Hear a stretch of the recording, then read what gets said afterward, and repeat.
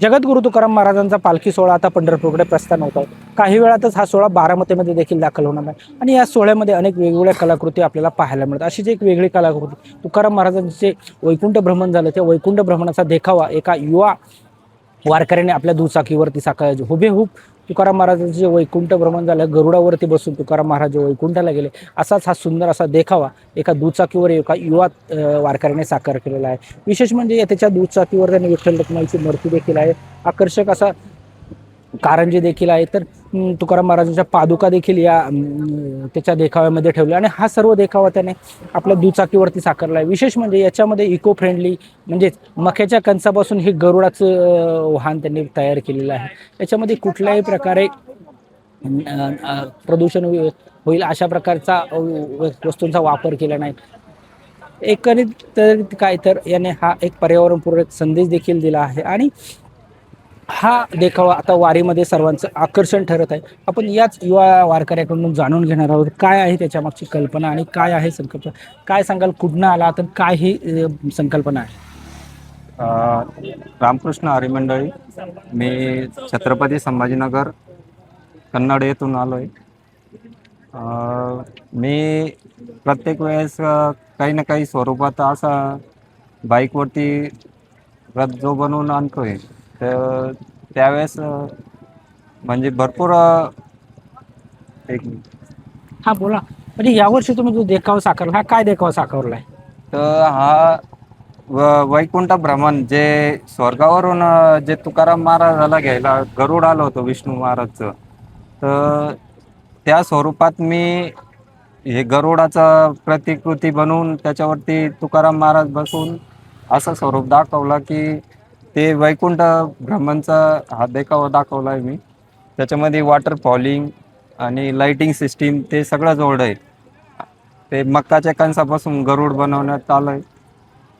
किती वर्षापासून तुम्ही वारीमध्ये सहभागी होता? मी 4 वर्षापासून वारीमध्ये येतोय.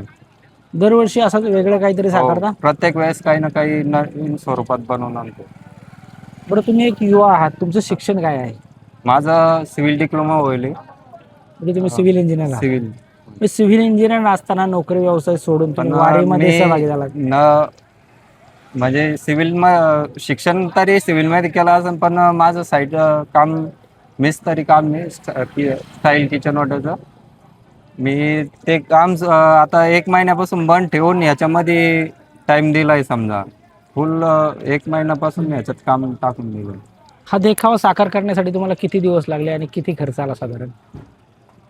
साधारणपणे ह्याच्यामध्ये अर्ध मटेरियल माझं वैयक्तिक आणि घरचं मटेरियल आहे आणि त्याच्यामध्ये अर्ध विकत आणून त्याला लाइटिंग ते माळी भरपूर आयटम टाकू, म्हणजे भरपूर पद्धतीनं त्याला सामान विकत आणून ते केलं. वारकऱ्यांचा तुम्हाला कसा प्रतिसाद भेटतो? वारकरी दर्शनासाठी येतात का? काय त्यांच्या भावना? आता येणाऱ्या जाणाऱ्या प्रत्येक भाविकांनी त्याचे म्हणजे भरपूर सुंदर पद्धतीनं अशी प्रतिसाद दिला आहे त्याला. कारण ज्याला बी जो बी व्यक्ती म्हणजे जो बी वारकरी बघतोय त्याने त्याची तारीफ केली का मग वैकुंठ भ्रमणाला स्वयं आमच्या सोबत तुकाराम महाराज चालले असं म्हणजे वारीमध्ये तुम्ही लोकांना वैकुंठ भ्रमण दाखवलेलं आहे.